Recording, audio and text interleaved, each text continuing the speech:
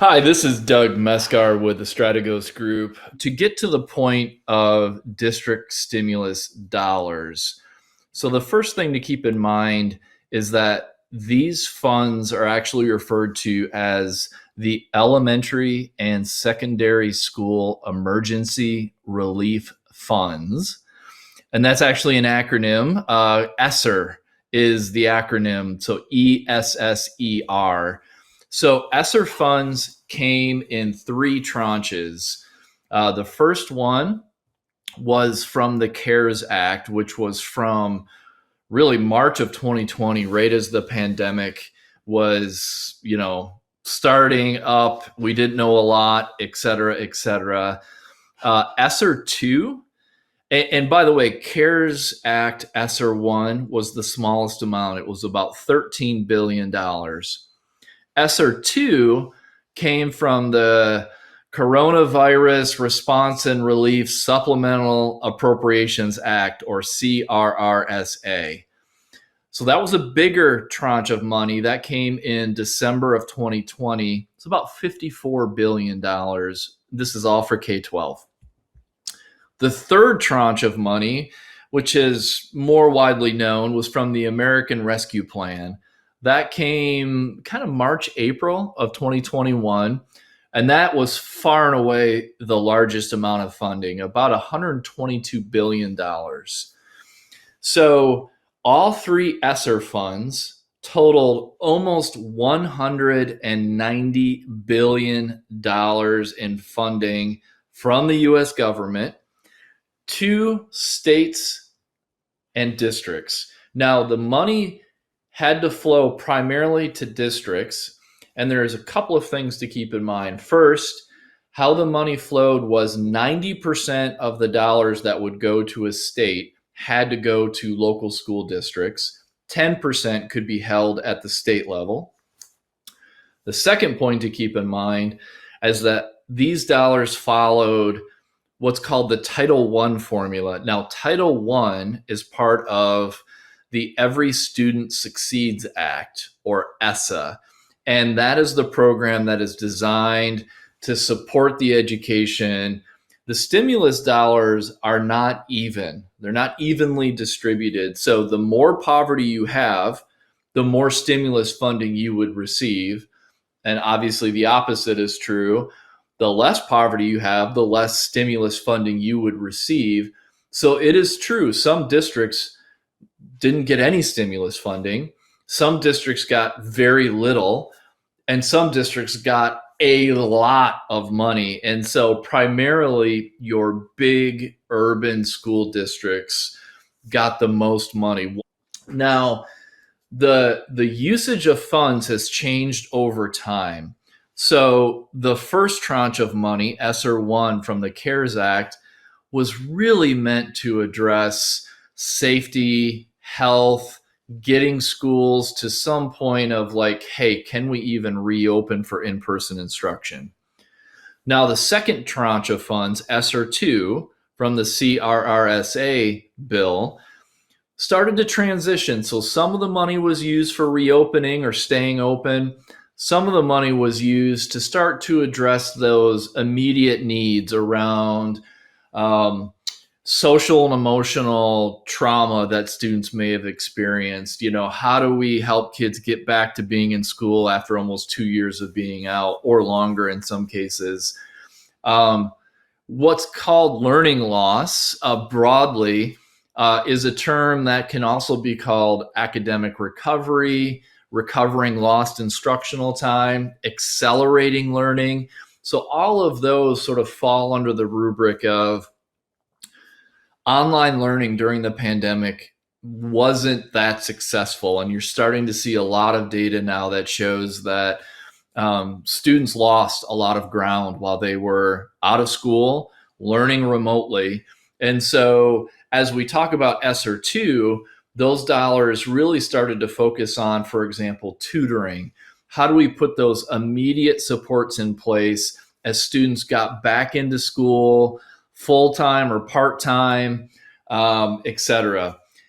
So from a usage of funds perspective, we haven't really even started spending ESSR 3 from the American Rescue Plan. Those dollars are starting to trickle in, but the focus is starting to shift now from we've got schools open, ESSR 1, we're starting to address immediate needs, ESSR 2. Now, what do we need to do to sort of sustain what we've started?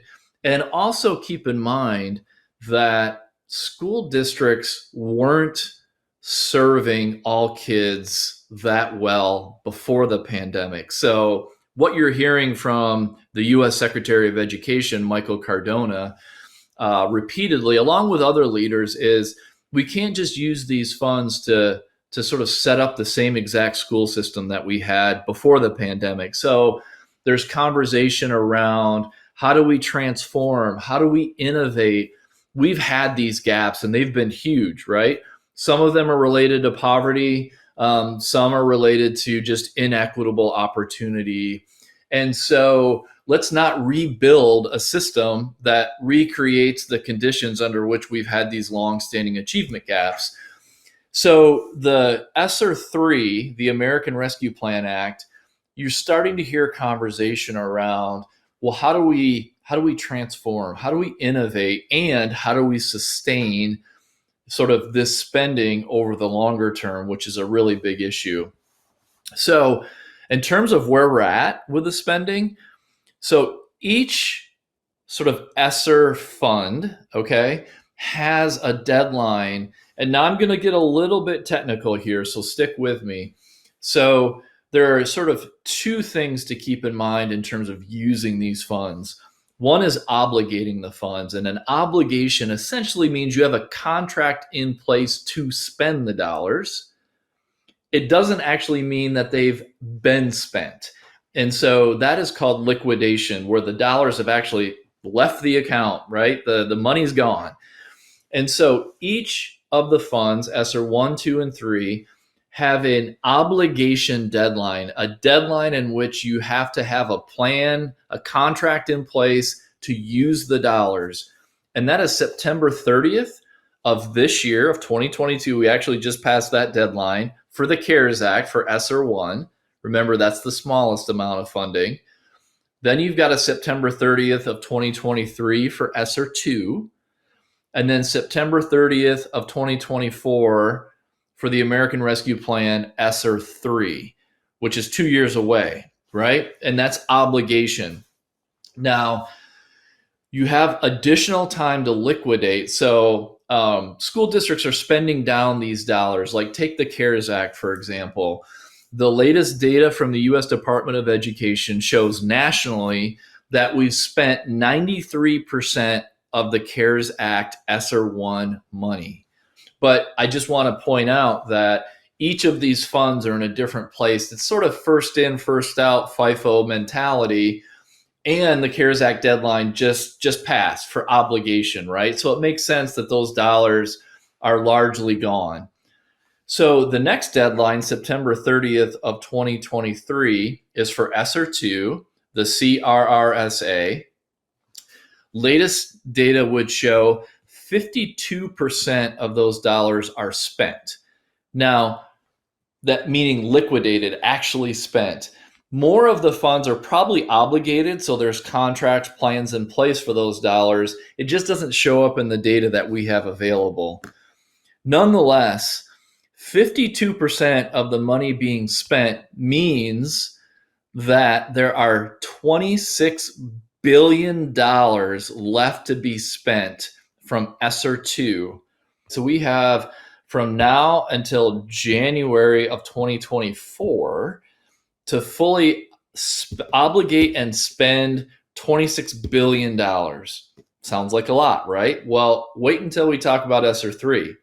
So the American Rescue Plan Act, about 13% of those dollars have been spent. Keep in mind, it was a much bigger number. So that means there are $102 billion that still have to be obligated and spent.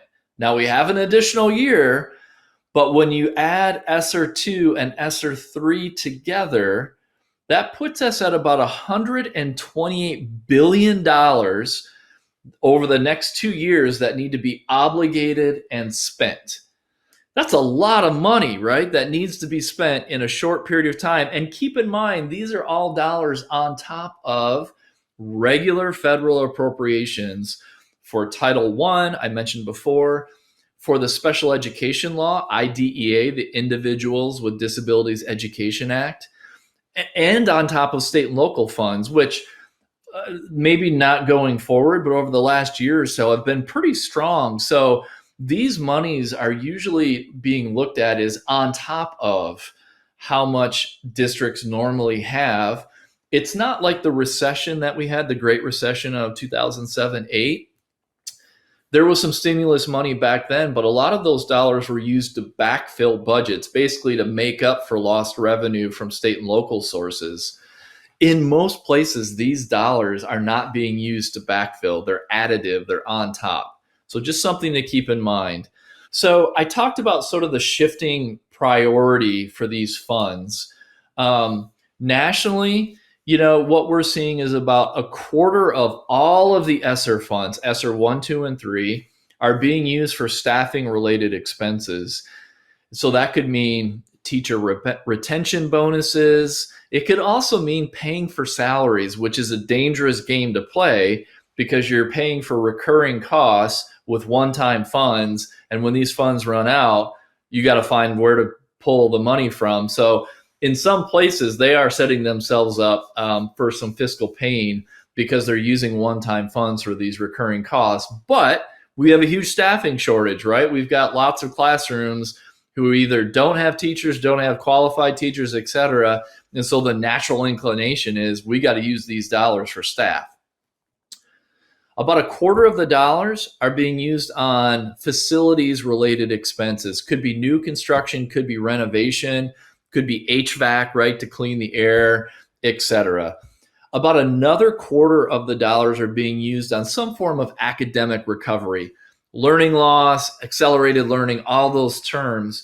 And keep in mind, 20% of the ESSR 3 dollars under the American Rescue Plan Act have to be spent, a minimum of 20%, on these sort of activities to address academic recovery, learning loss, et cetera. So there's a requirement that those dollars be spent. But when you look across all three, the number's actually trending higher than that. And then the rest is kind of a grab bag of miscellaneous, the last quarter of the funding that's been spent kind of all over the place on different things.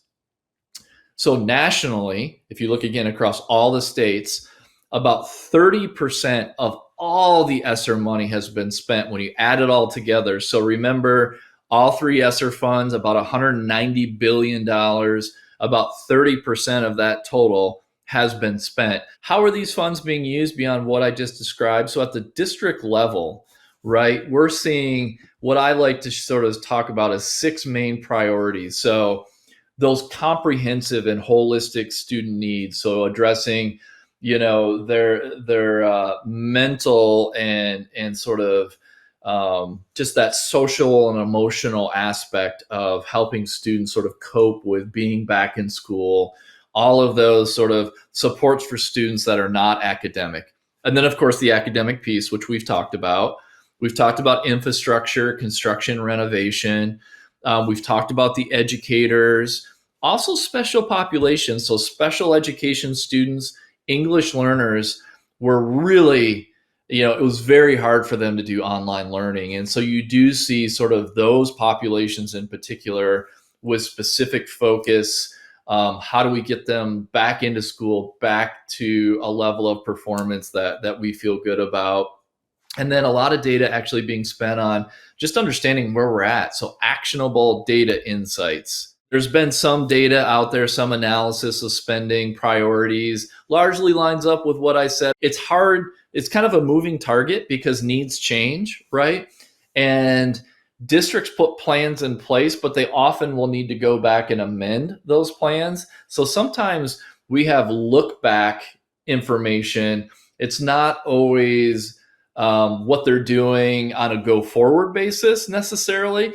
So understanding that this is kind of a moving target depending on the needs that they have in that district are going to change over time, and they're going to change over the next 2 years. So because who knows what's going to come. So when you look though at the spending priorities of the high poverty districts, right? The ones I talked about where there's high concentrations of students in poverty, and the spending patterns of lower poverty districts, there's a lot of similarities, but there are some differences. So I talked about the social and emotional learning. That tends to be a higher priority in your lower poverty districts. So, said another way, your high poverty districts don't tend to be spending as much on some of that social and emotional, the mental health aspects, which is interesting. You also see a major difference in instructional material spending.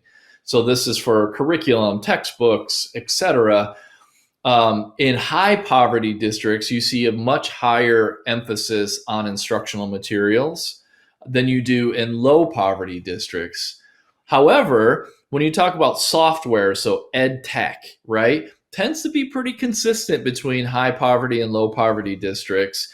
High poverty districts, not surprisingly, tend to spend more on sort of their infrastructure, on building maintenance and construction. So you just see some variability depending on the relative wealth of a district. I talked about the timeline of availability. There are active discussions now around, okay, can these dollars be sustained over time? And there are some different theories around this, but it's a little bit of an unknown at this point.